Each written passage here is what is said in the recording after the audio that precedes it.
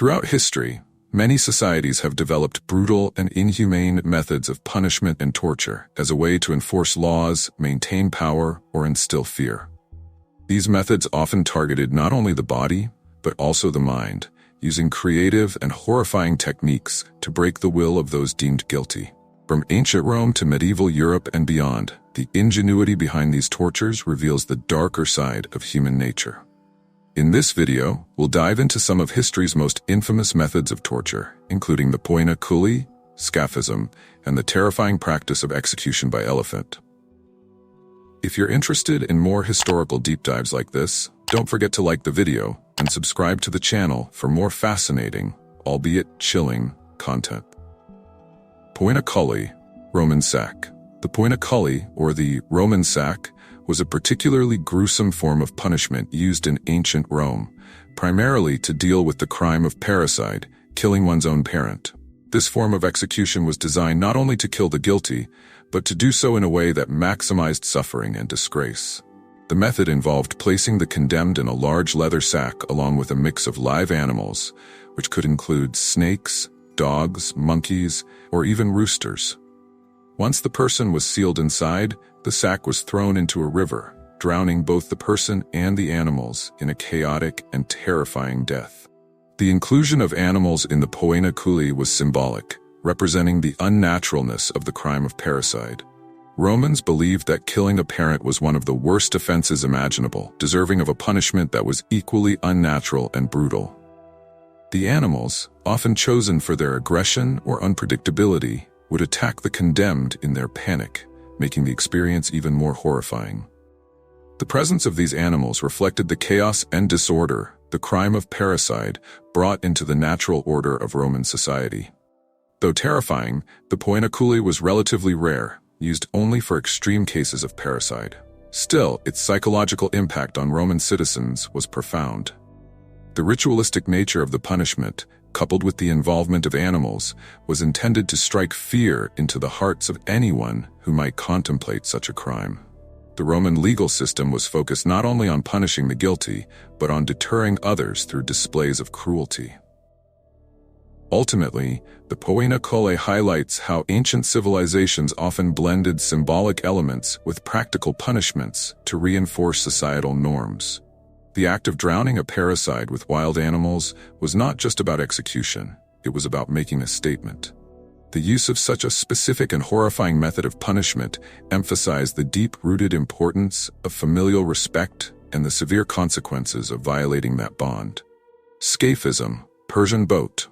Scaphism, also known as the Persian boat, was an ancient method of execution that ranks among the most horrifying and prolonged forms of torture ever conceived. The method involved trapping the victim between two boats, leaving only their head, hands, and feet exposed. They were then force-fed large quantities of milk and honey, a seemingly generous act, but one that would lead to a slow and agonizing death. Once bloated, the victim would be left in a stagnant body of water or a swamp, where the combination of milk, honey, and the victim's bodily waste attracted insects and other vermin. As the days passed, the victim would experience the horror of being slowly eaten alive by the insects that infested the boats. The insects would lay eggs on the body, and larvae would burrow into the skin, furthering the agony. The victim would die a slow death, enduring dehydration, starvation, and the unbearable pain of being consumed by insects. The process could take days or even weeks, with the victim remaining alive and aware of their fate for much of that time. Scaphism was a punishment reserved for the most heinous crimes in ancient Persia, emphasizing the torturous length of the execution as a form of ultimate retribution. The psychological torture inflicted by Scaphism was as devastating as the physical pain. Being trapped, unable to escape, and slowly devoured by insects would have pushed any victim to the limits of sanity long before death came. The helplessness and despair that came with such a death would have served as a stark warning to those who might consider crossing the ruling powers of the time. The slow degradation of the body, witnessed by onlookers, reinforced the authority and cruelty of the rulers. Though little is known about how frequently Scaphism was used, historical accounts have made it infamous as one of the most barbaric execution methods in history.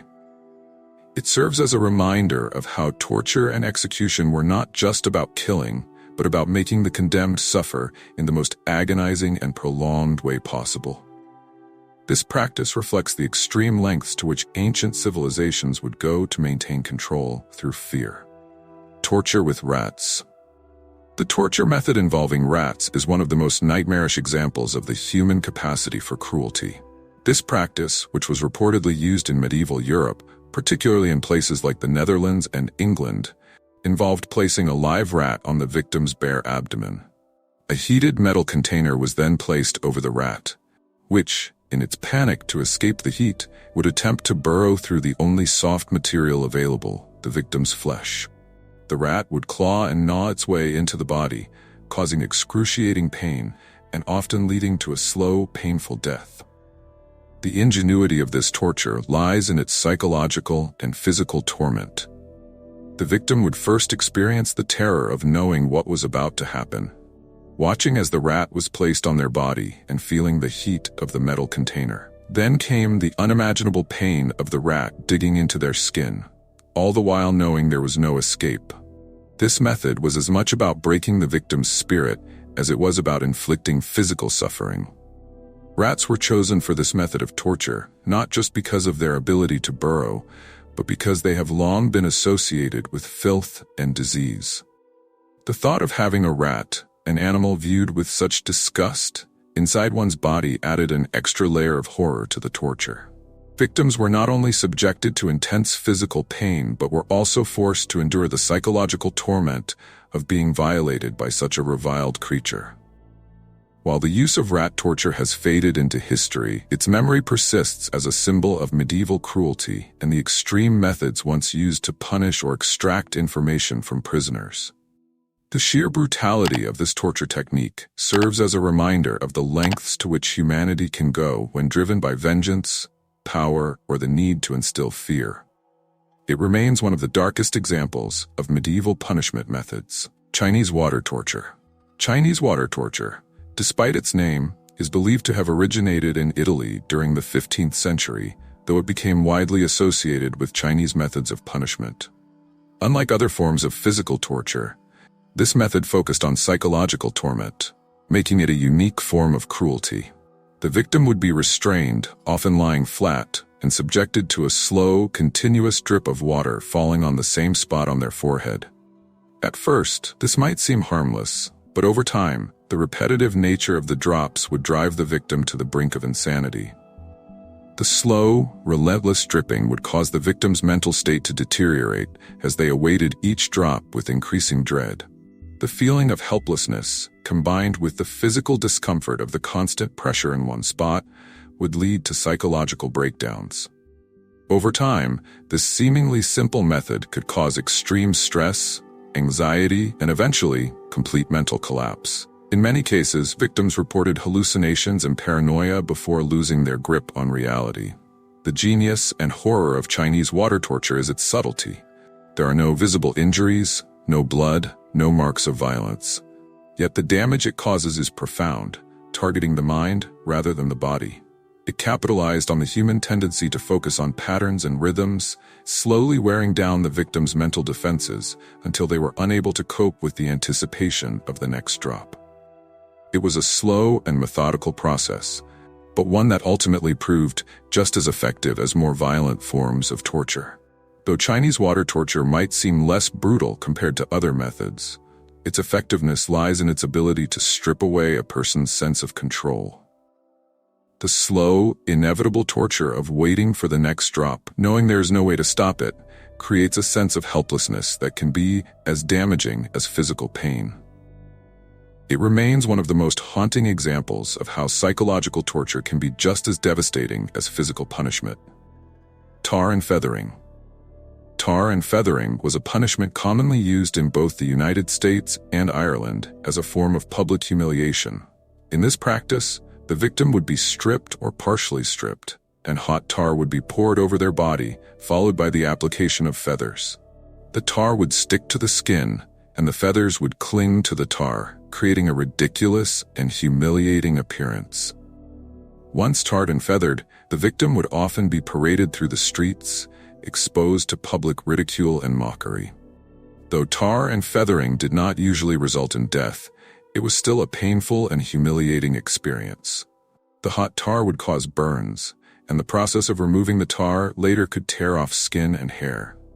The real aim of this punishment, however, was not necessarily to cause physical pain, but to disgrace the victim in the eyes of the public.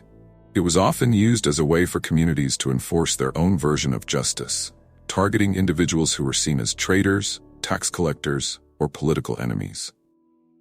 The ritual of tar and feathering was effective because it played on the human fear of public shame. In tightly knit communities, reputation was everything, and being tarred and feathered was a way of stripping a person of their dignity and status. While it didn't always result in long-term physical harm, the psychological scars of such an experience could be deep and lasting. Being marked as an outcast in such a visible and humiliating way was a punishment that extended far beyond the moment itself. Though the practice has faded over time, tar and feathering remains a powerful symbol of mob justice and public humiliation. It serves as a reminder that sometimes the most effective forms of punishment are those that target a person's identity and sense of belonging, rather than their physical body.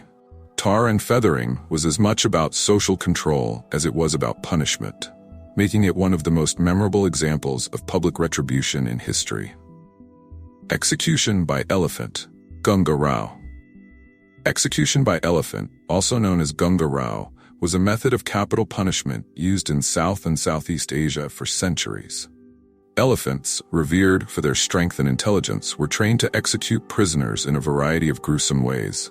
They could trample a person to death, crush their skulls with their massive feet, or toss them into the air with their trunks. These executions were often carried out in public as a way to demonstrate the power of the ruling authority. The use of elephants in executions was not only brutal, but symbolic. Elephants were viewed as majestic, powerful animals that were closely associated with kings and emperors. Having an elephant carry out an execution was a way for the ruler to show that they controlled even the most powerful of creatures. The spectacle of such an execution also served as a warning to others, emphasizing that those who opposed the ruler could expect a horrific and public death. The method of execution by elephant was particularly terrifying because of the slow, deliberate nature of the killing. Unlike a quick beheading or hanging, the victim would often be placed in front of the elephant and forced to watch as the animal approached. The anticipation of the elephant's enormous foot descending upon them, or the knowledge that they might be tossed into the air like a toy, added a psychological element to the already brutal punishment. Execution by elephant was eventually abolished as societies modernized, but it remains a vivid example of the cruelty and spectacle that often accompanied capital punishment in ancient and classical times. The sheer power and majesty of the elephants made these executions unforgettable, both for those who witnessed them and for those who read about them in historical accounts. This method of execution stands as a reminder of how animals have been used throughout history, not just for labor or companionship, but as instruments of state power and control. History is filled with shocking and brutal methods of torture and execution, many of which were designed to not only punish the body, but also to break the spirit.